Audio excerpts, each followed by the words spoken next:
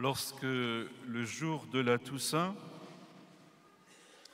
nous entendons le texte des Béatitudes dans l'évangile de Saint Matthieu, nous sommes peut-être un peu surpris par le contenu des Béatitudes, mais le sentiment qui reste le nôtre est celui d'un texte apaisant, serein et d'une grande ouverture. Il dessine une image de ce que doit être l'homme qui essaie de se mettre à la suite du Christ, une image évidemment qui convient ô combien à Louise et Jade, puisqu'elles vont ce matin rentrer dans la famille des enfants de Dieu. En ce dimanche, nous recevons de nouveau ce texte des Béatitudes, mais nous le recevons dans l'évangile de Luc. Et il est clair que si dans sa première partie, il est assez proche de celui que nous entendons à la Toussaint, nous sommes peut-être moins à l'aise avec la seconde partie qui, en écho au « Heureux vous les pauvres, vous les affamés », etc., évoque le malheur pour ceux qui sont riches et ceux qui rient. Et si l'Évangile nous choque, il semble pourtant bien plus doux encore que le prophète Jérémie dans notre première lecture, qui s'exprime avec des mots plus extrêmes, puisqu'il parle de l'homme qui est maudit.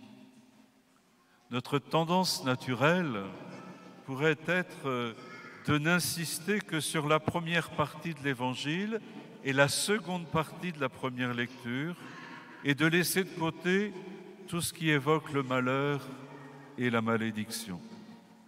C'est une tendance bien humaine que de prendre ce qui nous intéresse, ce qui va dans notre sens, et de laisser de côté ce qui vient déranger, ce qui, dans la parole de Dieu, comme d'ailleurs dans la parole des autres, vient remettre en cause notre petit bonheur, notre petit confort, nos habitudes douillettes. Oui, c'est plus simple d'avoir une lecture sélective de la parole de Dieu que de la prendre dans sa totalité, y compris dans ses paroles dérangeantes. Pourtant, à moins de jouer à l'autruche et de s'enfoncer la tête dans le sable, ce qui est relativement facile à Dinard, pour ne pas entendre et ne pas voir ce que Dieu nous donne dans les textes de ce jour, à moins de jouer à l'autruche, nous sommes bien obligés de nous poser quelques questions, et l'une d'entre elles domine, me semble-t-il, c'est de savoir si Dieu peut ou veut nous maudire.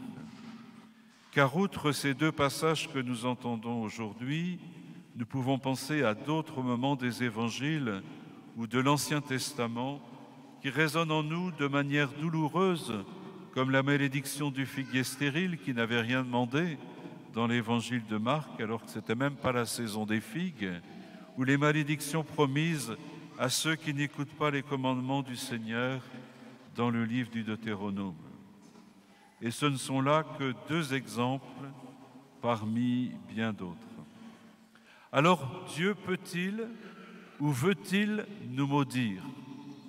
Non, bien sûr. Nous ne cessons de dire, et avec raison, que Dieu nous aime, qu'il veut d'abord et avant tout notre bonheur.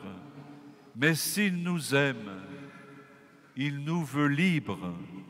Et s'il nous veut libres, il faut bien que nous ayons le choix d'être maudits. Ce n'est pas lui qui nous maudit, ce sont nos choix, des choix que nous posons librement et en connaissance de cause. Cette liberté, c'est à la fois la chance et le drame de notre vie. Nous avons toujours la possibilité de choisir Dieu ou de le refuser. C'est l'invitation que le Seigneur lance dans un passage très connu du livre du Deutéronome, je mets devant toi la vie ou la mort, la bénédiction ou la malédiction. Choisis donc la vie. » Le Seigneur indique le chemin, il trace la route, il invite à le suivre, mais il ne s'impose pas.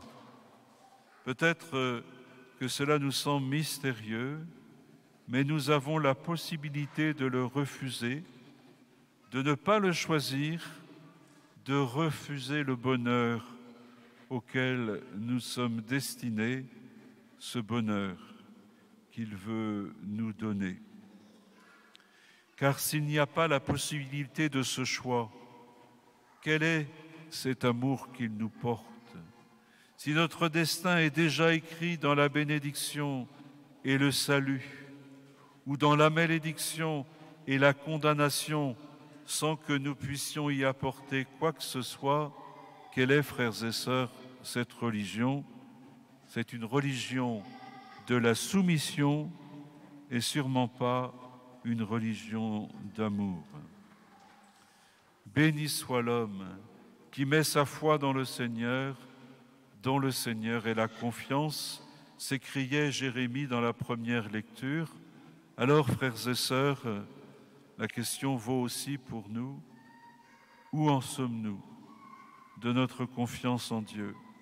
Est-ce que nous acceptons que le Seigneur mène notre vie, qu'il choisisse ce qu'il y a de meilleur pour nous et qu'ainsi il nous bénisse?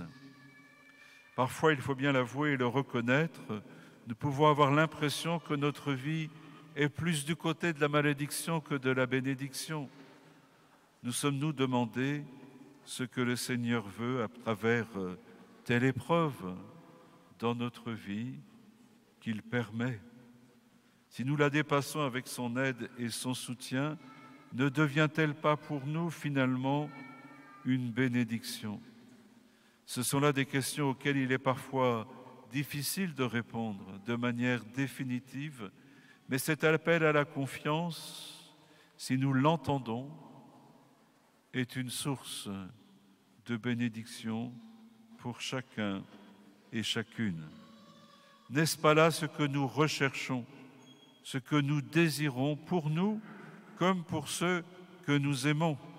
Et la demande que vous faites, Jordan et Justine, pour Jade et Louise, le manifeste.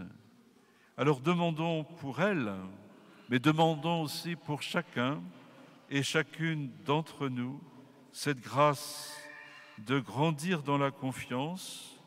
Le Seigneur veut le meilleur pour nous. Faisons-lui confiance afin qu'il nous comble de sa bénédiction. Amen.